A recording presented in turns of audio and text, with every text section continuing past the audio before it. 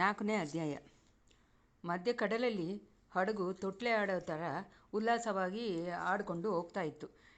2 ದಿವಸಕ್ಕೂ ಮುಂಚೆ ಅಲ್ಲಿ ತೆಂಗಿನ ಮರದ ಥರ ಉದ್ದ ಅಲೆಗಳು ಎಬ್ಬಿ ಬಿದ್ದಿದೆ ಅಂತ ಹೇಳಿ ಯಾರೂ ಕಲ್ಪನಾ ಮಾಡೋದು ಕೂಡ ತುಂಬ ಕಷ್ಟವಾದ ಕೆಲಸನೇ. ಹಡಗಲ್ಲಿ ಯುವರಾಜ ಪೊನ್ನಿಯಿನ್ ಸೆಲ್ವರ್ನು, ವந்திಯತ್ತೇವನು, ಪೂಂಗುಳ್ಳಿನೂ ಇದ್ದರು.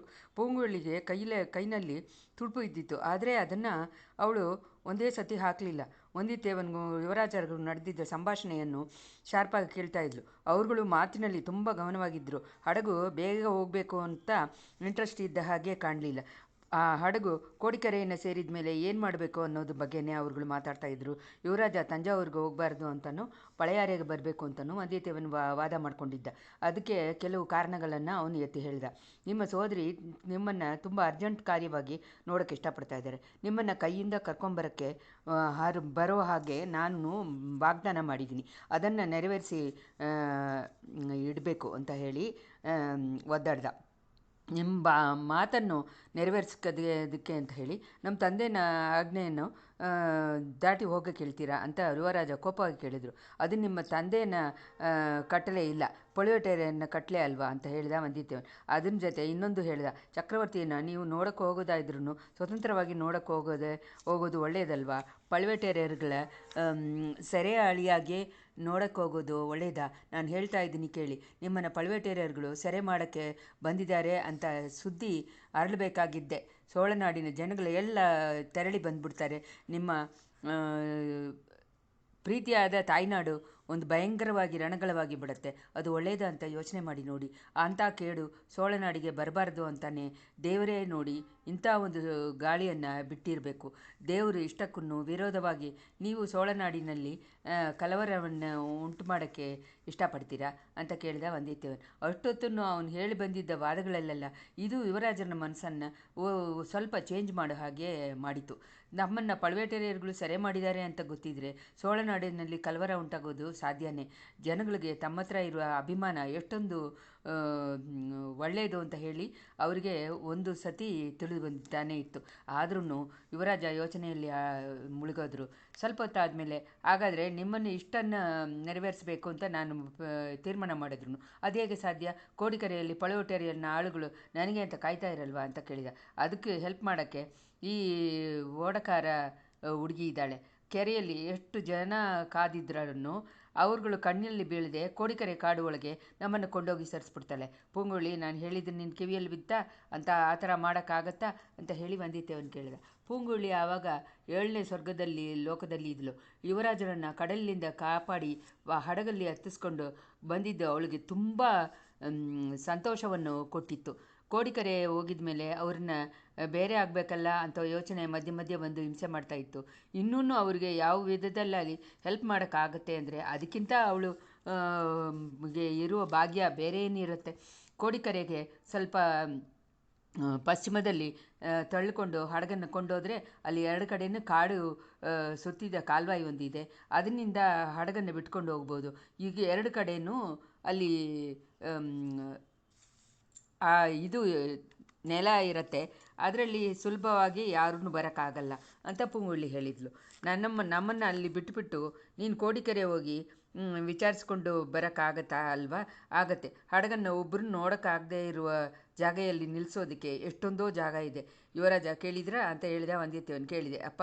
ನನ್ನ ತಾಯಿ ತಿರುನಾಡಲ್ಲಿ ನನ್ನ ಕಳ್ಳನ ಹಾಗೆ ಪ್ರವಾಸ ಮಾಡೋಕ್ಕೆ ಹೇಳ್ತಾ ಇದೆಯಾ? ಕಳ್ಳನ ಹಾಗೆ ಬಚ್ಚಿಟ್ಕೊಳ್ಳೋಕೆ ಹೇಳ್ತಾ ಇದೆಯಾ ಅಂತಂದರು. ಹಡಗಲ್ಲಿ ಸ್ವಲ್ಪ ಹೊತ್ತು ಮೌನ ಕುಡಿಕೊಂಡಿತ್ತು. ಆಮೇಲೆ ಯುವರಾಜ, ಸಮುದ್ರಕುಮಾರಿ, ಯಾಕೆ ಹಡಗನ್ನು ಹಂಗೆ ನಿಲ್ಲಿಸ್ಬಿಟ್ಟೆ ಅಂತ ಕೇಳಿದರು. ಪೂಂಗುಳ್ಳಿ ವந்திಯತ್ತೇವನ್ ನೋಡಿಬಿಟ್ಟು ತುಡುಪನ್ನು ಹಾಕೋಕ್ಕೆ ಶುರು ಮಾಡಿದ್ಲು. ಪಾಪ ಈ ಹೆಣ್ಣು ಎಷ್ಟು ಹೊತ್ತು ಸಪ್ರೇಟಾಗಿ ತುಡುಪು ಹಾಕ್ತಾಳೆ. ನಾನು ಸ್ವಲ್ಪ ತಳ್ಳಿ ನೋಡ್ತೀನಿ, ಇಲ್ಲಿ ಕೊಡು ಅಮ್ಮ ಅಂತ ಹೇಳಿದ ವந்திಯತ್ತೇವನ್. ಅವನ ಯೋಚನೆಯನ್ನು ಅರ್ತಿದ್ದೆ ಯುವರಾಜ ನಗೆ ಮಾಡಿದರು. ಗೆಳೆಯ, ನಿನ್ನ ಸಂಚು ಎಲ್ಲ ವೇಸ್ಟು. ನಾನು ಪಳೆಯಾರೆಗೂ ಹೋಗಲಿಲ್ಲ, ತಂಜಾವೂರನ್ನು ನೋಡೋಕೆ ಹೋಗಲಿಲ್ಲ.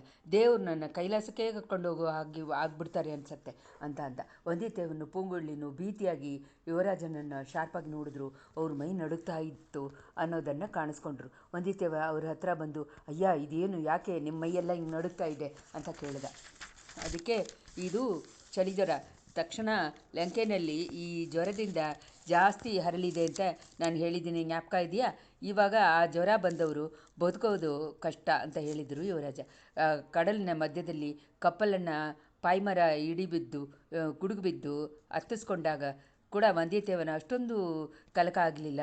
ಯುವರಾಜನ ಮಾತುಗಳು ಇವಾಗ ಅವನ್ನ ಅಷ್ಟೊಂದು ಗದಿಗ ಕಲಗೆ ಹಾಗೆ ಮಾಡಿಬಿಡ್ತು. ಪೂಂಗೊಳ್ಳಿನ ಕೈಯಿಂದ ತುಡುಪು ತಾನಾಗೇ ಬಿದ್ದುಬಿಡ್ತು. ಮೈಯಲ್ಲಿ ಜೀವಶಕ್ತಿ ಹಾಗೆ ಮಂಕಾಗ್ಬಿಡ್ತು. ಕಣ್ಣಲ್ಲಿ ಮಾತ್ರ ಜೀವದ ಕಾಂತಿ ಸ್ವಲ್ಪ ಕಾಣಿಸಿಕೊಂಡಿತ್ತು. ಆ ಕಣ್ಣುಗಳಿಂದ ಯುವರಾಜರನ್ನ ಹಾಗೆ ನೋಡ್ತಾ ನಿಂತುಬಿಟ್ಲು. ಯುವರಾಜ ಮೈ ನಡುಕ ಜಾಸ್ತಿ ಆಗ್ತಾನೆ ಹೋಗ್ತು. ಸ್ವಲ್ಪ ಹೊತ್ತಿಗೆಲ್ಲ ಎತ್ತಿ ಎತ್ತಿ ಹಾಕೋಕ್ಕೆ ಶುರು ಮಾಡಿಬಿಡ್ತು. ಅಯ್ಯ, ನಾನೇನು ಮಾಡಲಿ ಹೇಳಿ, ಏನೂ ಅರ್ಥ ಆಗಲಿಲ್ವಾ? ಹಡಗೆಯನ್ನು ಎಲ್ಲಿ ಕೊಂಡೋಗ್ಲಿ? ಪೂಂಗೊಳ್ಳಿ ಕೋಡಿಕರೆಯಲ್ಲಿ ವೈದ್ಯರು ಇದ್ದಾರಲ್ವಾ ಅಂತ ವந்திಯತೇವನ ಹೆದರಿದ. ಪೂಂಗೊಳ್ಳಿನೋ ಮಾತೇ ಆಡದೆ ಆಗಿದ್ಲು. ಯುವರಾಜ ದಿಢೀರಂತ ದೂಕಿ ಎದ್ರು. ನಡುಕೊಂಡಿದ್ದ ಅವ್ರ ಮೈ ಇವಾಗ ನಿಲ್ಲಕ್ಕಾಗದೆ ತತ್ತರಿಸಿತು. ನನ್ನನ್ನು ನನ್ನ ಅಕ್ಕನ ಹತ್ರ ಕೊಂಡೋಗಿ, ತಕ್ಷಣ ನನ್ನ ಅಕ್ಕನ ಹತ್ರ ಕೊಂಡೋಗಿ ಅಂತ ಹೇಳಿ ಮಾತುಗಳು ಅವ್ರ ಬಾಯಿಂದ ಹಂಗೆ ಹೆಚ್ಚು ಕಮ್ಮಿಯಾಗಿ ಬಂತು. ಇದನ್ನು ಕೇಳಿದ ವந்திಯತೇವನ್ ಕುತೂಹಲ ಆದ. ಈ ಕುತೂಹಲದಲ್ಲಿ ಏನು ಮಾಡೋದು ಅಂತ ಗೊತ್ತಾಗದೆ ತೆಗೆಸಿ ನಿಂತುಬಿಟ್ಟ. ನಡುಗದಿಂದ ಆಡಿಕೊಂಡಿದ್ದ ಯುವರಾಜ ಮರುಕ್ಷಣದಲ್ಲಿ, ಅಕ್ಕ ಇದೋ ಬರ್ತೀನಿ, ನಿನ್ನನ್ನು ನೋಡೋಕ್ಕೆ ಇದೋ ಬರ್ತೀನಿ, ಯಾರು ತಡೆದರೂ ನಾನು ಕೇಳಲ್ಲ ಅಂತ ಹೇಳಿಕೊಂಡು ಹಡಗಿನಿಂದ ಕಡಲಲ್ಲಿ ಹಾರಕ್ಕೋದ್ರು. ಒಳ್ಳೆಯ ಸಮಯವಾಗಿ ವந்திಯತೇವನ ಆವಾಗ ಪರಿಸ್ಥಿತಿ ಏನು ಅನ್ನೋದನ್ನೇ ಗೊತ್ತಾಯಿತು. ಯುವರಾಜ ಜ್ವರದ ಬೇಗದಿಂದ ಪ್ರಜ್ಞೆ ತಪ್ಪು ಬಿಟ್ಟಿದ್ದಾರೆ ಅಂತ ಅರ್ಥಕೊಂಡ. ಕಡಲಲ್ಲಿ ಹಾರಕ್ಕೋದವ್ರನ್ನ ಟಕ್ಕಂತ ಹಿಡಿದು ನಿಲ್ಲಿಸಿದ್ದ. ಮೊದಲೇ ತುಂಬ ಬಲಶಾಲಿಯಾಗಿದ್ದ ಯುವರಾಜ ಇವಾಗ ಜ್ವರದಿಂದ ತುಂಬ ಜಾಸ್ತಿ ಬಲ ಆಗಿದ್ದಾರೆ. ವந்திಯತೇವನ ಹಿಡಿಯಿಂದ ಹಂಗೆ ಎತ್ಕೊಂಡು ಹೋಗೋಕ್ಕೆ ನೋಡಿದರು. ಅವ್ರ ತನ್ನಿಂದ ಆದಷ್ಟು ಅವ್ರನ್ನ ತಡೆಯೋಕ್ಕಾಗಲ್ಲ ಅಂತ ಹೇಳಿ ವந்திಯತೇವನ ಕಂಡು ಪೂಂಗೊಳ್ಳಿ ಬೇಗ ಓಡುಬಾ ಅಂತ ಹೇಳಿ ಕೂಗಿದ. ಮಾತಿಂದ ನಿಲ್ತಿದ್ದ ಪೂಂಗೊಳ್ಳಿ ಜೀವ ಬಂತು. ಒಂದೇ ಸತಿ ಹಾರಿ ಹೋಗಿ ಯುವರಾಜರ ಹತ್ತ ಬಂದು ಅವ್ರನ್ನ ಕಡಲಲ್ಲಿ ಬೀಳದೆ ತಡೆಯೋಕ್ಕೋಸ್ಕರ ಒಂದು ಕೈಯನ್ನು ಹಿಡಿದಳು. ಜ್ವರದಿಂದ ಯುವರಾಜ ಹುಟ್ಟಿದ್ದ ಮದೆ ಆನೆ ಥರ ಇದ್ದಿದ್ದ ಬಲ ತಕ್ಷಣ ಮಾಯ ಆಗ್ಬಿಡ್ತು. ಚಿಕ್ಕ ಮಗು ಥರ ಆಗಿಬಿಟ್ರು. ಅಕ್ಕ, ನೀನು ಹೇಳಿದ ಹಾಗೆ ಮಾತಾಡದೆ ಮಲಗಿರ್ತೀನಿ. ನನ್ನ ಹೆಸರಲ್ಲಿ ಬೇಸರ ಪಡಬೇಡ ಅಕ್ಕ. ನೀವೊಬ್ರು ಇಲ್ಲ ಅಂದರೆ ನನ್ನ ಗತಿ ಏನು ಅಂತ ಹೇಳಿ ಯುವರಾಜ ಹೇಳಿಬಿಟ್ಟು ಹಂಗೆ ಹತ್ತರು. ವந்திಯತೇವನ ಪೂಂಗೊಳ್ಳಿನೂ ಯುವರಾಜನ ಮೆತ್ತಿಗೆ ಹಡಗಲ್ಲಿ ಮಲಗಿಸಿಕ್ಕಿಟ್ರು. ಅದಾದಮೇಲೆ ಪೊನ್ನಿಯಿನ್ ಸೆಲ್ವರ್ ಸುಮ್ಮನೆ ಮಲಗಿದ್ರು. ಅವ್ರ ಕಣ್ಣುಗಳು ಎಲ್ಲೋ ನೋಡ್ತಾ ಇತ್ತು. ಅವರ ಬಾಯಿಂದ ಏನೇನೋ ಮಾತುಗಳು ಬರ್ತಾ ಇತ್ತು. ಕೆಲವಿಗೆ ಅರ್ಥ ಗೊತ್ತಾಯಿತು, ಕೆಲವಿಗೆ ಅರ್ಥನೇ ಇಲ್ಲದೆ ಆಗೋಯ್ತು. ಯುವರಾಜರ ಹತ್ರ ಆಲೋಚನೆ ಕೇಳೋದ್ರಲ್ಲಿ ಯೂಸ್ ಇಲ್ಲ ಅಂತ ಹೇಳಿ ವந்திಯತೇವನು ಅರ್ಥಕೊಂಡ. ಈ ದೊಡ್ಡ ಭಯಂಕರವಾದ ಆಪತ್ತಿಂದ ಪೊನ್ನಿಯಿನ್ ಸೆಲ್ವರ್ನ ಕಾಪಾಡುವ ಜವಾಬ್ದಾರಿ ತನ್ನ ತಲೆ ಮೇಲೆ ಬಂದಿದೆ ಅಂತ ಅನ್ನೋದನ್ನು ತಿಳಿಸ್ಕೊಂಡ. ಆದರೆ ಬುದ್ಧಿಶಾಲಿಯಾಗಿದ್ದ ಈ ಹೆಣ್ಣು ಉಳಿದಾಳೆ. ಯುವರಾಜರನ್ನ ಸೇವ್ ಮಾಡೋದಲ್ಲಿ ತನ್ನ ಹಾಗೇ ಇವಳನ್ನು ವಿಚಾರಕೊಂಡಿದ್ದಾಳೆ. ಆಮೇಲೆ ಎಷ್ಟೊಂದೋ ಅಪಾಯಗಳಿಂದ ತನ್ನನ್ನು ತಪ್ಪಿಸಿದ ಭಗವಂತನ ಕರುಣೆಯೂ ಇದ್ದೇ ಇದೆ. ಪೂಂಗೊಳ್ಳಿ ಹಡಗನ್ನು ಇನ್ಮೇಲೆ ಬೇಗವಾಗಿ ಕರ್ಕೊಂಡು ಹೋಗಬೇಕಾಗಿದ್ದೆ ಅಂತ ಹೇಳಿದ ವந்திಯತೇವನ್. ಪೂಂಗೊಳ್ಳಿನ ಕೈಗಳು ಹೋಗಿದ್ದ ಶಕ್ತಿಯನ್ನು ತಿರ್ಗಾ ಎತ್ಕೊಂಡಿತ್ತು. ಹಡಗನ್ನು ಬೇಗ ಹೋಗೋಕ್ಕೆ ಶುರು ಮಾಡಿತ್ತು. ವந்திಯತೇವನು ಯುವರಾಜ ಹತ್ರನೇ ಕೂತಿದ್ದ. ತಿರ್ಗಾನ ಅವರು ಜ್ವರಬೇಗದಲ್ಲಿ ಎಲ್ಲಾದರೂ ಕಡಲಲ್ಲಿ ದೂಕಿಬಿಟ್ರೆ ಏನು ಮಾಡೋದು ಅಂತ ಅಂದ್ಕೊಳ್ಳೋದೇ ನನ್ನ ಗತಿ ಕಲಗಿತ್ತು. ಆದರೆ ಸರ್ವ ಜಾಗ್ರತೆಯಾಗಿ ಅವ್ರು ನೋಡಿಕೊಂಡೇ ಇದ್ದ. ಅದೇ ಸಮಯದಲ್ಲಿ ಮೇಲೆ ಮಾಡಬೇಕಾಗಿದೆ ಏನು ಅನ್ನೋದನ್ನ ಬಗ್ಗೆ ಅವನು ಮನಸ್ಸು ತೀವ್ರವಾಗಿ ಚಿಂತನೆ ಮಾಡ್ತಾ ಇತ್ತು. ಎಣ್ಣೆ, ನಿನಗೆ ಏನು ಅನಿಸ್ತಾ ಇದೆ? ನಾವು ಧೈರ್ಯವಾಗಿ ಕೋಡಿಕರೆಗೆ ಹೋಗ್ಬಿಡೋಣ? ಯುವರಾಜರನ್ನ ಕಾಪಾಡೋಕ್ಕೆ ನಿನ್ನ ಕುಟುಂಬದವರು ಹೆಲ್ಪ್ ಮಾಡ್ತಾರೆ ಅಲ್ವಾ ಅಂತ ಕೇಳಿದ. ಅಯ್ಯ, ಈ ಕಾಲದಲ್ಲಿ ಯಾರನ್ನ ನಂಬಲು ಯಾರನ್ನ ನಂಬಬಾರ್ದು ಅಂತ ಹೇಗೆ ಹೇಳೋಕ್ಕಾಗುತ್ತೆ? ನನ್ನ ಅಣ್ಣ ಹೆಂಡತಿ ಒಬ್ಳಿದ್ದಾಳೆ, ಅವಳು ದುಡ್ಡಾಸೆ ಹಿಡಿದವಳು. ನನ್ನ ತಂದೆಗೆ ದುಡ್ಡು ಕೊಡೋರು ಪಳುವೆಟೆರೆಗಳು ಅಂತ ಹೇಳಿದಾನ ಪೂಂಗೊಳ್ಳಿ. ಇನ್ನೂ ನಿಮ್ಮನ್ನು ಹಿಡಿಯೋಕ್ಕೆ ಬಂದ ಪಳುವರ ಆಳುಗಳು ಇನ್ನೂ ಕೋಡಿಕರೆಯಲ್ಲಿ ಇರ್ಬೋದು. ಯುವರಾಜನ ನೋಟವನ್ನು ನೋಡ್ತಾ ಇದ್ದು ಬೇರೆ ಹೊಸ ಆಳುಗಳು ಬಂದಿರ್ಬೋದು ಅಂತ ಹೇಳಿದ್ಲು. ಅವಳ ಮುನ್ಯೋಚನೆಯನ್ನು ನೋಡಿ ವந்திಯತೇವನ್ ತುಂಬ ಆಶ್ಚರ್ಯಪಟ್ಟ. ಇಂಥ ಇಕ್ಕಟ್ಟಾದ ಸಮಯದಲ್ಲಿ ತನಕ ಅವಳ ಹೆಲ್ಪ್ ಸಿಕ್ಕಿದ್ದನ್ನು ಹೆಣ್ಣಿ ಸಂತೋಷಪಟ್ಟ. ಹಾಗಾದರೆ ಸೀದಾ ಕೋಡಿಕರೆಗೆ ಹೋಗೋದು ಅಪಾಯ ಅಂತ ನೀನು ಅನಿಸ್ಕೊಂತೀಯಾ ಅಂತಂದರು. ಅದೋ ನೋಡಿ ಅಂತ ಹೇಳಿ ಸುತ್ತಿ ನೋಡಿದ್ಲು ಪೂಂಗೊಳ್ಳಿ. ಅವಳು ಸುಟ್ಟಿದ್ದ ತೋರಿಸಿದ ದೆಸೆಯಲ್ಲಿ ಕಪಲೊಂದು ನಿಂತಿತ್ತು. ಅದಕ್ಕೆ ಆ ಕಡೆ ಕೋಡಿಕರೆ ಲೈಟ್ ಹೌಸನ್ನು ಬೆಳಕನ್ನು ಕಾಣ್ತಾ ಇತ್ತು. ಆಹಾ, ದೊಡ್ಡ ಕಪ್ಪಲೊಂದು ನಿಂತಿದೆ, ಅದು ಯಾರ ಕಪ್ಪಲೋ ಏನೋ, ಒಂದು ವೇಳೆ ಪಾರ್ಥಿಬೇಂದ್ರನ ಕಪ್ಪಲ ಇರ್ಬೋದು. ಆ ಥರ ಇದ್ದರೆ ಇಂಥ ಸಮಯದಲ್ಲಿ ಯುವರಾಜರನ್ನ ಕಾಂಚಿಗೆ ಕರ್ಕೊಂಡು ಹೋಗೋದೇ ಒಳ್ಳೇದಲ್ವ. ಪಳುವೇಟರನ್ನ ಕಪ್ಪಲಾಗಿ ಇದ್ರೂ ಇರ್ಬೋದು. ಅಯ್ಯ, ಕಪ್ಪಲಿಗೆ ಹಿಂದೆ ಏನಾದರೂ ಗೊತ್ತಾಗುತ್ತಾ? ಕೋಡಿಕೆರೆ ಲೈಟ್ ಹೌಸನ್ನು ಕೊನೆ ಗೊತ್ತಾಗುತ್ತೆ, ಅದರಲ್ಲೇ ಏನಾದರೂ ವ್ಯತ್ಯಾಸವಾಗಿ ಕಾಣ್ತಾ ಇದೆಯಾ? ನನಗೇನು ವ್ಯತ್ಯಾಸವಾಗಿ ಕಾಣಲಿಲ್ಲ. ನನಗೂ ಕಾಣ್ತಾ ಇದೆ, ಆ ಕೊನೆಯಲ್ಲಿ ಗುಂಪಾಗಿ ಜನಗಳು ನಿಂತು ಕಡಲನ್ನೇ ನೋಡ್ತಾ ಇದ್ದಾರೆ ಅನಿಸುತ್ತೆ. ಅಲ್ಲಿಂದ ನೋಡೋರಿಗೆ ಈ ಹಡಗು ಗೊತ್ತಾಗಲ್ಲ. ಇನ್ನೂ ಸ್ವಲ್ಪ ಕರೆಯನ್ನು ಹತ್ರ ಹೋದರೆ ಗೊತ್ತಾಗುತ್ತೆ. ಎಲ್ಲಕ್ಕೂ ನಾವು ಮುಂಜಾಗ್ರತೆಯಿಂದ ಇರೋದು ಒಳ್ಳೆಯದು. ನೀ ಮುಂಚೆನೇ ಹೇಳಿದೆಯಲ್ಲ, ಕೋಡಿಕೆರೆಗೆ ಪಶ್ಚಿಮದಲ್ಲಿ ಒಂದು ಕಾಲುವೆ ಇದೆ ಅಂತ, ಅಲ್ಲೇ ಹಡಗನ್ನು ಬಿಡೋಣ, ಆಗ ತಾನೇ ಮಾಡಬೇಕು. ಈ ಕತ್ಲೆಯಾಗೋ ಸಮಯಕ್ಕೆ ಅಲ್ಲಿ ಹೋಗಿ ಸೇರ್ಬೋದು. ಅಯ್ಯ, ನೀವು ಒಂದು ದಿವಸ ಕತ್ಲೆಯಾಗಿದ್ದ ಮಂಟಪದಲ್ಲಿ ಹಾಕಿದ್ದೀರಲ್ವ, ಅದಕ್ಕೆ ಹತ್ತಿರ ಸಮೀಪ ತನಕ ಆ ಕಾಲ್ವಾಯಿ ಬರುತ್ತೆ. ಯುವರಾಜರ ಜೊತೆ ನೀವು ಸ್ವಲ್ಪ ಹೊತ್ತು ಅಲ್ಲೇ ತಾಮಸ ಮಾಡಿದರೆ ನಾನು ಹೋಗಿ ಎಲ್ಲವನ್ನು ವಿಚಾರಿಸ್ಕೊಂಡು ಬೇಗ ಬಂದುಬಿಡ್ತೀನಿ. ಕಾಲ್ವಾಯಿ ಹತ್ರ ಹಂಗೆ ಅಲ್ಲೇ ನಿಂತುಬಿಡು ಪುಂಗುಳ್ಳಿ. ಇನ್ನೂ ಎಲ್ಲಾದರೂ ಹೋಗುತ್ತಾ? ಕೋಡಿಕೆರೆಯಿಂದ ನಾಗಪಟ್ಟಣ ತನಕ ಆ ಕಾಲ್ವಾಯಿ ಹೋಗುತ್ತೆ ಅಂತ ಹೇಳಿದ್ಲು ಪುಂಗುಳ್ಳಿ. ಆ ಸಮಯದಲ್ಲಿ ಪೊನ್ನಿಯಿನ್ ಸೆಲ್ವರ್ ಜ್ವರವೇಗದಲ್ಲಿ ತಮ್ಮ ತಾಮೇ ಮಾತಾಡಿಕೊಳ್ಳೋದು ಸ್ವಲ್ಪ ಜೋರಾಗಿ ಶಬ್ದದಿಂದ ಕೇಳಿತು. ಹೌದಕ್ಕ, ಹೌದು. ನಾಗಪಟ್ಟಣದಲ್ಲಿ ಬುದ್ಧ ಭಿಕ್ಷುಗಳು ಹೇಳಿದಾಗ ಹೇಳಿದೆಯಲ್ಲ, ಅದು ಹಾಗೆ ನಡೆದಿತ್ತು. ಅನ್ನಿರಾದಪುರದಲ್ಲಿ ಬುದ್ಧ ಭಿಕ್ಷುಗಳು ಮಹಾಸಂಘದವರು ನನ್ನ ಲಂಕೆ ಸಿಂಹಾಸನವನ್ನು ಕಿರೀಟವನ್ನು ಕೊಡೋಕ್ಕೆ ಮುಂದೆ ಬಂದರು. ನಾನು ತಾನೇ ಬೇಡ ಅಂದ್ಬಿಟ್ಟೆ. ಅಕ್ಕ, ರಾಜ್ಯದಲ್ಲಿ ನನಗೆ ಆಸೆ ಇಲ್ಲದೆ ಇರೋದ್ರಿಂದ ಬೇಡ ಅಂದ್ಬಿಟ್ಟೆ. ನೀನು ಬೇರೆ ಏನು ಹೇಳಿದ್ರು ಕೇಳ್ತೀನಿ. ರಾಜ್ಯ ಆಳುವ ಕಷ್ಟ ಮಾತ್ರ ನನಗೆ ಬೇಡ. ಅದಕ್ಕಿಂತ ಕಡಲಲ್ಲಿ ಹಡಗು ಬಿಟ್ಕೊಂಡು ಎಷ್ಟೋ ಆನಂದವಾಗಿರ್ಬೋದು. ಕೇಳಕ್ಕ, ಕೋಡಿಕೆರೆಯಲ್ಲಿ ಓಡಕಾರ ಹೆಣ್ಣು ಒಬ್ಬಳು ಇದ್ದಾಳೆ. ಇದನ್ನು ಕೇಳಿದ ತಕ್ಷಣ ಪೂಂಗುಳಿನ ಮೈಯೆಲ್ಲ ಪುಳಕಾಂಕಿತವಾಯಿತು. ಒಂದೀತಿಯವನಿಗೂ ಅಹಂಕಾರ ಬಂತು. ಮೇಲೆ ಏನು ಹೇಳ್ತಾರೋ ಅಂತ ಕೇಳೋಕ್ಕೆ ಇಬ್ಬರೂ ತುಂಬ ಆಸೆಯಿಂದ ಕಾಯ್ತಾಯಿದ್ರು. ಆದರೆ ದಿಢೀರಂತ ಈ ಜಾಗದಲ್ಲಿ ಯುವರಾಜರಿಗೆ ಸ್ವಲ್ಪ ಪ್ರಜ್ಞೆ ಬಂದ್ಬಿಡ್ತು. ಸುತ್ತಮುತ್ತ ನೋಡಿಬಿಟ್ಟು, ಇನ್ನೂ ಕೋಡಿಕೆರೆ ಬರಲಿಲ್ವಾ ಅಂತ ಏನು ಸ್ವರದಲ್ಲಿ ಕೇಳಿದರು ಯುವರಾಜ. ಒಂದೀತೆ ಅದು ಕರೆ ಗೊತ್ತಾಗುತ್ತೆ ಅಂದ. ಯುವರಾಜರ ಹತ್ರ ಯೋಚನೆ ಕೇಳೋದಾ ಬೇಡವಾ ಅಂತ ಅವನು ಯೋಚಿಸೋ ಒಳಗೆ ತಿರ್ಗಾ ಯುವರಾಜ ಪ್ರಜ್ಞೆ ತಪ್ಪಿ ಜ್ವರ ಇರುವ ಲೋಕಕ್ಕೆ ಹೋಗ್ಬಿಟ್ರು. ಯುವರಾಜ ಕಡೆಯಾಗಿ ಓಡಕಾರ ಹೆಣ್ಣನ್ನೇ ಬಗ್ಗೆ ಹೇಳಿದ ಮಾತು ಪೂಂಗುಳ್ಳಿನ ಮನಸ್ಸಿನಲ್ಲಿ ಅಲೆಗಳನ್ನು ಎಬ್ಬಿಸ್ಬಿಟ್ಟಿತ್ತು. ವಂದಿತೆಯನ್ನು ಯುವರಾಜನ ನೋಡೋದಕ್ಕೆ ಅವಳಿಗೆ ನಾಚಿಕೆಯಾಗಿತ್ತು. ಆದರೆ ಹಡಗು ಹೋಗಿದ್ದ ದೆಸೆಯನ್ನೇ ನೋಡಿದ ಹಾಗೆ ತುಡುಪನ್ನು ಹಾಕ್ಕೊಂಡು ಹೋದ್ಲು. ಅಷ್ಟು ತನಕ ಕಪ್ಪಲ್ ನಿಂತಿದ್ದ ಜಾಗವನ್ನು ನೋಡಿ ಹೋಗಿದ್ದ ಹಡಗು ಇವಾಗ ದೆಸೆ ತಿಪ್ಪಿ ದಕ್ಷಿಣ ದಿಸೆಯಲ್ಲಿ ಪಶ್ಚಿಮ ಕಡೆ ಹೋಗಿಕೊಳ್ತಾ ಇತ್ತು. ಕತ್ತಲೆಯಾಗೋ ಸಮಯದಲ್ಲಿ ಕಡಲಿನಿಂದ ಭೂಮಿ ಒಳಗೆ ಹೋಗಿದ್ದ ಕಾಲ್ವಾಯಿನ ಒಳಗೆ ಪ್ರವೇಶ ಮಾಡಿತ್ತು. ಪೂಂಗುಳ್ಳಿ ಹೇಳಿದ ಹಾಗೆಯೇ ಅಲ್ಲೇ ಎರಡು ಕಡೆಯೂ ಕರೆಗಳು ಉದ್ದವಾಗಿತ್ತು. ಅದರಿಂದ ಮೇಡಿನಲ್ಲಿ ಮರಗಳು ಒತ್ತಾಗಿ ಇದ್ದಿದ್ದು ಉದ್ದವಾಗಿ ನಿಂತಿತ್ತು.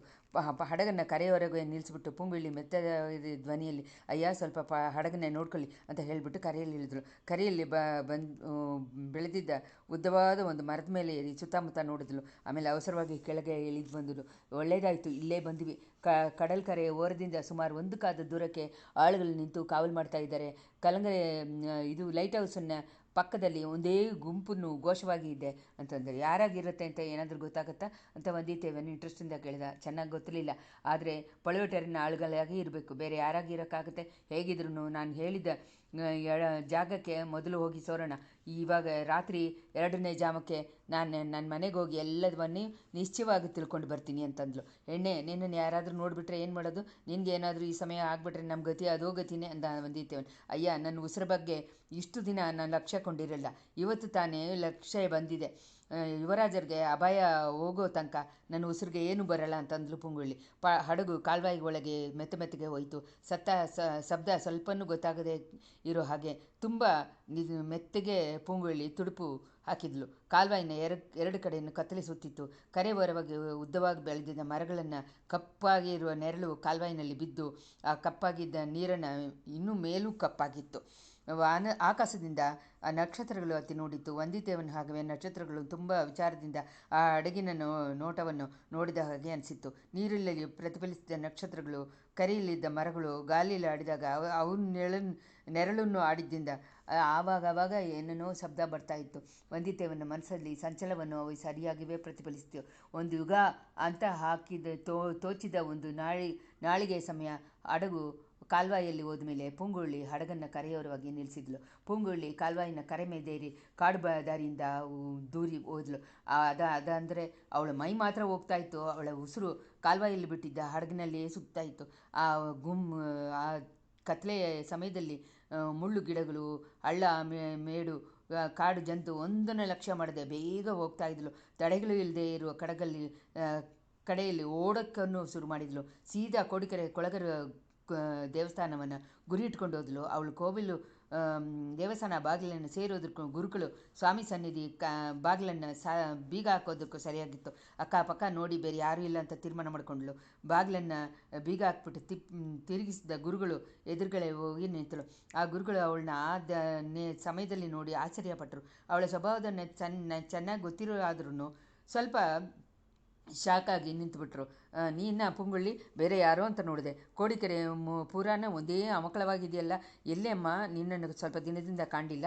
ಇಷ್ಟೊಂದು ತಕರಾರಲ್ಲಿ ನಿನ್ನ ಬಗ್ಗೆ ಏನು ನ್ಯೂಸ್ ಇಲ್ವಲ್ಲ ಅಂತ ಹೇಳಿ ಇವತ್ತು ಸಾಯಂಕಾಲ ಕೂಡ ಯೋಚನೆ ಮಾಡಿದೆ ಅಂತಂದರು. ಬೇರೆ ಊರಿಗೆ ಹೋಗಿದ್ದೆ ಸ್ವಾಮಿ, ಏನೋ ಅಮಕಳವಾಗಿದೆ ಅಂತ ಹೇಳಿ ನಿಮ್ಮ ಹತ್ರ ವಿಚಾರಣೆ ಮಾಡೋಣ ಅಂತ ಬಂದೆ. ಕಡಲ್ ಕಲೆ ಎಲ್ಲ ನಿಲ್ಲೋರು ಯಾರು ಅಂತ ಪುಂಗುಳಿ ಕೇಳಿದ್ರು. ನಿನಗೆ ಏನೇ ಗೊತ್ತಿಲ್ವಾ? ಮನೆ ಕಡೆ ಹೋಗ್ಲಿಲ್ವಾ? ಮನೆ ಕಡೆ ಹೋದೆ, ಅಲ್ಲಿ ಯಾರ್ಯಾರೋ ಗುಂಪಾಗಿದ್ದರೆ ತಿರುಗಿ ಬಂದುಬಿಟ್ಟೆ. ಹೊಸ ಮನುಷ್ಯರನ್ನ ನೋಡಿದ್ರೆ ನನಗೆ ಇಷ್ಟ ಇಲ್ಲ ಅಂತ ನಿಮಗೆ ಗೊತ್ತಾಗುತ್ತೆ ಅಲ್ವಾ? ಬಂದಿರೋರು ಯಾರು? ದೊಡ್ಡ ಪಳುವೇಟೆಯರು ಬಂದಿದ್ದಾರೆ, ಅವರ ಎಳೆರಾಣಿ ಬಂದಿದ್ದಾರೆ, ಇನ್ನೂ ಅವ್ರಗಳ ಪರಿವಾರಗಳೆಲ್ಲ ಬಂದಿದ್ದಾರೆ. ಇನ್ನು ಕಾಂಜೀಪುರದ ಪಾರ್ಥಿಮೇಂದ್ರ ಪಲ್ಲವನ ಅವನು ಬಂದಿದ್ದಾನೆ. ಸುಮ್ಮನೆ ಬರಲಿಲ್ಲ, ಭಯಂಕರವಾದ ಸುದ್ದಿಯಿಂದ ಬಂದಿದ್ದಾನೆ. ಅದು ನಿನಗೂ ಕೂಡ ಗೊತ್ತಾಗಲ್ವಾ ಪುಂಗುಳ್ಳಿ? ಅದೇಂತ ಭಯಂಕರವಾದ ಸುದ್ದಿ? ನನಗೇನು ಗೊತ್ತಿಲ್ವಲ್ಲ. ಆ ಪಾಪಿನ ಕಪ್ಪಲಿಂದ ಯುವರಾಜ ಪೊನ್ನಿಯಿನ್ ಸೆಲ್ವರು ಬಂದ್ರಂತೆ.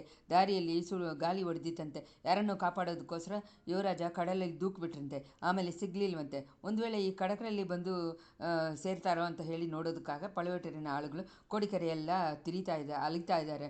ಪಳುವೇಟರನ್ನು ಅಲಿತಾ ಇದ್ದಾರೆ. ಯಾಕೆ? ಅವರ ಇಳೆಯರಾಣಿ ಕೂಡ ಅಲಿತಾ ಇದ್ದಾಳೆ. ಸ್ವಲ್ಪ ಮುಂಚೆ ಕೂಡ ಇಲ್ಲಿ ಕೂಡ ಆ ಅಮ್ಮ ಬಂದಿದ್ಲು. ಪೂಂಗುಳ್ಳಿ, ಪಳುವೂರು ಇಳೆಯರಾಣಿ ಬಗ್ಗೆ ಜನಗಳು ಏನೇನೋ ಮಾತಾಡ್ಕೊಳ್ತಾ ಇದ್ದಾರೆ. ಅದೆಲ್ಲ ಸುತ್ತ ತಪ್ಪು.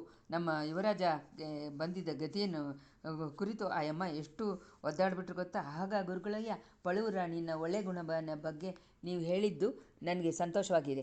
ಆದರೆ ಇಲ್ಲಿ ಯಾತಕ್ಕೋಸ್ಕರ ಆ ರಾಣಿ ಬಂದಿರಂತೆ? ಯುವರಾಜ ಹೇಗಾದರೂ ಉಸಿರೋಡಿ ಸಿಕ್ಕಬೇಕು ಅಂತ ಹೇಳಿ ಕೊಳಗರನ್ನು ಪ್ರಾರ್ಥನೆ ಮಾಡೋದಕ್ಕೆ ಬಂದ್ಲಂತೆ. ನಿನ್ನ ಹಾಗೆ ಎಲ್ಲರನ್ನೂ ಕಲ್ಮನಸ್ಸು ಇದ್ದವರಾಗಿರ್ತಾರ. ಯುವರಾಜರ ಬಗ್ಗೆ ಭಯಂಕರವಾದ ಸುದ್ದಿ ಕೇಳಿ ಕೂಡ ನೀನು ಸ್ವಲ್ಪ ಕೂಡ ವಿಚಾರ ಪಡಲಿಲ್ವಲ್ಲ? ನಾವು ವಿಚಾರಪಟ್ಟು ಏನು ಉಪಯೋಗ ಸ್ವಾಮಿ? ಎಲ್ಲ ವಿಧಿನ ಹಾಗೆ ನಡೆಯುತ್ತೆ ಅಂತ ನೀವೇ ಎಷ್ಟೋ ಸಲ ಹೇಳಿದಿರಲ್ವ? ಅದು ಹೋದರೆ ಹೋಗಲಿ. ಅಷ್ಟೊಂದು ದೊಡ್ಡ ಮನುಷ್ಯರುಗಳು ಬಂದಿರುವಾಗ ನಾನು ನನ್ನ ಮನೆಗೆ ಹೋಗಕ್ಕೆ ಇಷ್ಟಪಡಿಲ್ಲ. ಕೈಯಲ್ಲೇ ಇಟ್ಟಿರುವ ಪ್ರಸಾದವನ್ನು ನನ್ನ ಹತ್ರ ಕೊಟ್ಬಿಟ್ಟು ಹೋಗಿ, ನಾನು ಇಲ್ಲೇ ತಿಂದ್ಬಿಟ್ಟು ದೇವಸ್ಥಾನದಲ್ಲೇ ಇದ್ದುಬಿಡ್ತೀನಿ. ನೀನು ಒಂದು ಸಪ್ರೇಟ್ ಪೆರವಿನೇ ಪೂಂಗುಳ್ಳಿ. ಎಷ್ಟು ದೊಡ್ಡ ಜನಗಳೆಲ್ಲ ಬಂದರೆ ಎಲ್ಲರೂ ಅವ್ರಲ್ಲಿ ಹೋಗಿ ನೋಡೋಕ್ಕೂ ಅಭ್ಯಾಸ ಮಾಡ್ಕೊಳ್ಳೋಕ್ಕೂ ಇಷ್ಟಪಡ್ತಾರೆ, ಪರಿಚಯ ಮಾಡ್ಕೊಳ್ಳೋಕ್ಕೂ ಇಷ್ಟಪಡ್ತಾರೆ. ನಿನಗೂ ಬೇರೆ ಮನುಷ್ಯರನ್ನ ನೋಡಿದ್ರೇ ಇಷ್ಟ ಆಗಿಲ್ಲ. ಅದರಲ್ಲೂ ದೊಡ್ಡ ಮನುಷ್ಯರುಗಳು ಅಂದರೆ ಒಂದೇ ಭಯ. ದೊಡ್ಡ ಮನುಷ್ಯರುಗಳು ಅಂದರೆ ನಿನ್ನನ್ನು ಏನು ಖರ್ಚಿ ನುಂಗ್ಬಿಡ್ತಾರೇನು? ಯಾತಕ್ಕೋಸ್ಕರ ಈ ಕಾಡಿನಲ್ಲಿ ಸಪ್ರೇಟಾಗಿರಬೇಕು? ಗುರುಗಳಯ್ಯ, ಪ್ರಸಾದವನ್ನು ಕೊಡೋಕ್ಕೆ ನಿಮ್ಗೆ ಇಷ್ಟ ಇಲ್ಲ ಅಂದರೆ ಬೇಡ, ನನ್ನನ್ನು ಸುಮ್ಮನೆ ಬೈಬೇಡ. ಶಿವ, ನಿನ್ನನ್ನೇ ಯಾಕೆ ನಾನು ಬೈತೀನಿ? ಈ ಪ್ರಸಾದ ನಿನ್ನ ಹಸಿವಿಗೂ ಸಾಲಲ್ವಲ್ಲ ಅಂತ ನೋಡ್ತಾ ಇದ್ದೀನಿ. ಧಾರಾಳವಾಗಿ ಎತ್ಕೋ ಅಂತ ಹೇಳಿ ಅರ್ಚಗಾರ ಬಟ್ಟೆನಲ್ಲಿ ಕಟ್ಟಿಬಿಟ್ಟಿದ್ದ ಸ್ವಾಮಿ ಪ್ರಸಾದವನ್ನು ಕೊಟ್ಟರು. ಆ ಗಂಟನ್ನು ತಗೊಂಡು ಪೂಂಗುಳ್ಳಿ ಕಿತ್ತು ನೋಡಿಬಿಟ್ಟು, ನನ್ನ ಹಸಿಗೂ ಇದು ಸಾಲಲ್ಲಾನೆ, ಅಷ್ಟೊಂದು ದೊಡ್ಡ ಸ್ವಾಮಿಗೆ ಇಷ್ಟೊಂದು ಕಮ್ಮಿಯಾಗಿ ನೈವೇದ್ಯ ಮಾಡ್ತಾ ಇದ್ದೀರಿಲ್ಲ, ಇದು ನ್ಯಾಯವ ಸ್ವಾಮಿ? ಹೋದರೆ ಹೋಗಲಿ. ಆ ಕೆಂಡಿಯಲ್ಲಿ ಏನಿದೆ? ಕುಡಿಯೋ ನೀರಾ? ಇಲ್ಲ, ಸ್ವಾಮಿಗೆ ಅಭಿಷೇಕ ಮಾಡಿದ್ದ ಹಾಲು. ಮಕ್ಕಳಿಗೋಸ್ಕರ ಎತ್ಕೊಂಡು ಹೋಗ್ತಾ ಇದ್ದೀನಿ. ಇವತ್ತು ನಾನೇ ನಿಮ್ಮ ಮಗುವಾಗಿರ್ತೀನಿ, ಅದನ್ನು ಕೊಟ್ಬಿಟ್ಟು ಹೋಗಿ, ನಿಮಗೆ ಪುಣ್ಯ ಬರುತ್ತೆ. ಒಳ್ಳೆ ಹೆಣ್ಣಮ್ಮ ನೀನು. ಹೋಗಲಿ, ಗಂಡಿನೇನಾದರೂ ಭದ್ರವಾಗಿ ಇಟ್ಕೋ ಅಂತ ಹೇಳಿಬಿಟ್ಟು ಗುರುಗಳು ಆ ಗೆಂಡಿಯನ್ನು ಪೂಂಗುಳ್ಳಿ ಹತ್ರ ಕೊಟ್ಟರು. ಆ ಸಮಯದಲ್ಲಿ ದೂರದಲ್ಲಿ ಎಲ್ಲಿಂದನೋ ಗೂಬೆನ ಧ್ವನಿ ಕೇಳಿತ್ತು. ಪೂಂಗುಳ್ಳಿ ಸ್ವಲ್ಪ ಆಶ್ಚರ್ಯಪಟ್ಟು, ಅಯ್ಯ ಅದೇನು ಶಬ್ದ ಅಂತ ಕೇಳಿದಳು. ಗೊತ್ತಾಗಲಿಲ್ವಮ್ಮ? ಗೂಬೆ ಕೂಗ್ತಾ ಇದೆ. ಈ ಕೋಡಿಗರ ಕಾಡಿನಲ್ಲಿ ಗೂಬೆಗಳಿಗ ಕಮ್ಮಿ ಅಂತ ಹೇಳಿದರು ಗುರುಗಳು. ತಿರ್ಗಾ ಅನ್ನೋ ಧ್ವನಿ ಕೇಳಿತ್ತು. ಹೌದು, ಗೂಬೆ ಧ್ವನಿ ಥರನೇ ಇದೆ ಅಂತ ಅಂದಳು ಪುಂಗುಳ್ಳಿ. ನಿನ್ನನ್ನು ಒಂದು ಗೂಬೆನೂ ಏನೂ ಮಾಡೋಕ್ಕಾಗಲ್ಲ. ದೇವಸ್ಥಾನ ಪ್ರಗಾರ ಬಾಗಿಲನ್ನು ಬೀಗ ಹಾಕ್ಕೊಂಡು ಮಲ್ಕೋ ಅಮ್ಮ ಅಂತ ಹೇಳಿಬಿಟ್ಟು ಗುರುಗಳು ನಡೆಯನ್ನು ಕಟ್ಟಿದ್ರು. ಗುರುಗಳು ಹೋಗಿದ ತಕ್ಷಣ ಪುಂಗುಳ್ಳಿನೂ ಹೊರಟಳು. ಪ್ರಸಾದವನ್ನು ಮಡಿಯಲ್ಲಿ ಕಟ್ಟಿಕೊಂಡು ಗಂಡಿಯನ್ನು ಕೈಯಲ್ಲಿ ಎತ್ಕೊಂಡು ಹೊರಟಳು. ಗೂಬೆನ ಧ್ವನಿ ಕೇಳಿದ್ದ ದೆಸೆಯನ್ನು ನೋಡಿ ಹೋದ್ಲು. ಸ್ವಲ್ಪ ದೂರ ಹೋದ್ಮೇಲೆ ಒಂದು ಸಣ್ಣ ವಾಯ್ಕಾಲು ಒಂದು ಬಂತು. ಅದನ್ನು ಎರಡು ಕಡೆನೇ ತಾಳೆ ಹೂವಿನ ಪೊದೆಗಳು ಇತ್ತು, ಕಾಡಾಗಿತ್ತು. ಅದರಲ್ಲಿ ಬಾಯ್ಕಾಲಿನ ಕರೆಯಿಂದ ಹಿಡ್ಕೊಂಡೇ ಪುಂಗುಳ್ಳಿ ನಡೆದೋದ್ಲು. ತಾಳೆ ಹೂವಿನ ಗಿಡಗಳು, ಮುಳ್ಳುಗಳು ಕೆಲವು ಸಮಯ ಅವಳನ್ನ ಚುಚ್ಚಿತ್ತು. ಅದನ್ನು ಅವಳು ಕೇರ್ ಮಾಡಿಲ್ಲ. ತಾಳಂಬುಗಳು ಒಡೆದು ಎಲ್ಲ ತಾಳೆ ಹೂವೆಲ್ಲ ಒಡೆದು ಹಂಗೆ ಹರಳಿ ಒಳ್ಳೆಯ ಸುವಾಸನೆಯನ್ನು ಸುತ್ತಲೂ ಒಪ್ಪಿಸ್ತಾ ಇತ್ತು. ಆ ಸುವಾಸನೆ ಬಂದವ್ರುಗಳನ್ನೆಲ್ಲ ಹುಚ್ಕೊಳ್ಳೋ ಹಾಗೆ ಮಾಡಿರುತ್ತೆ. ಆದರೆ ಪೂಂಗುಳಿಗೆ ಆ ಜ್ಞಾಪಕ ಕೂಡ ಬರಲಿಲ್ಲ. ಕರೆಯಿಂದಾನೇ ಕಾಲಡಿ ಶಬ್ದ ಕೇಳ್ದ ಹಾಗೆ ಮೆತ್ತ ಮೆತ್ತಗೆ ನಡೆದೋದ್ಲು. ಅವಳ ಕಿವಿಗಳು ತುಂಬ ಗಮನವಾಗಿ ಶಾರ್ಪಾಗಿ ಕೇಳ್ತಾ ಇತ್ತು. ಕಾಡು ಪ್ರದೇಶದಲ್ಲಿ ರಾತ್ರಿಯಲ್ಲಿ ಎಷ್ಟೋ ವಿಧವಾದ ಶಬ್ದಗಳು ಕೇಳುತ್ತೆ ಅಲ್ವಾ, ಅವೆಲ್ಲ ಅವಳ ಗಮನವನ್ನು ಕವರ್ ಮಾಡಿಲ್ಲ. ಆಮೇಲೆ ಅವಳು ಏನು ಶಬ್ದವನ್ನು ಎದುರು ನೋಡಿದ್ಲು. ಇದೋ ಇಬ್ಬರು ಸಣ್ಣ ಧ್ವನಿಯಲ್ಲಿ ಮಾತಾಡೋ ಶಬ್ದ ಕೇಳಿತ್ತು. ಒಂದು ಗಂಡಸರು ಹೆಣ್ಣು, ಒಂದು ಗಂಡಸರ ಧ್ವನಿ, ಇನ್ನೊಂದು ಹೆಣ್ಣಿನ ಧ್ವನಿ. ಪೂಂಗುಳಿ ಚೆನ್ನಾಗೆ ಮರೆತು ನಿಂತ್ಕೊಂಡ್ಳು. ಅವ್ರು ಮಾತಾಡೋದು ಏನು ಅನ್ನೋದನ್ನು ಗಮನವಾಗಿ ಕೇರ್ ಮಾಡಿ ಕೇಳ್ಕೊಂಡ್ಳು. ಮಂತ್ರವಾದಿ, ಯುವರಾಜ ಕಡಲಲ್ಲಿ ಬಿದ್ದು ಸತ್ತೋಗಿ ಬಿಟ್ಟದ ಹಾಗೆ ತಾನೇ, ನಿನ್ನ ಹಾಗೆ ಎಲ್ಲರೂ ನಂಬ್ತಾ ಇದ್ದಾರೆ. ಪೊಳಿವೆಟರಿಯರ್ನು ಒಂದೇ ಕರ್ಗೆ ಹೋಗ್ತಾ ಇದ್ದಾರೆ, ಆದರೆ ನಾನು ನಂಬಲ್ಲ ಅಂತ ಆ ಹೆಣ್ಣು ಧ್ವನಿ ಹೇಳಿತ್ತು. ಇಷ್ಟಕ್ಕೆ 4ನೇ ಅಧ್ಯಾಯ ಮುಗಿಯಿತು.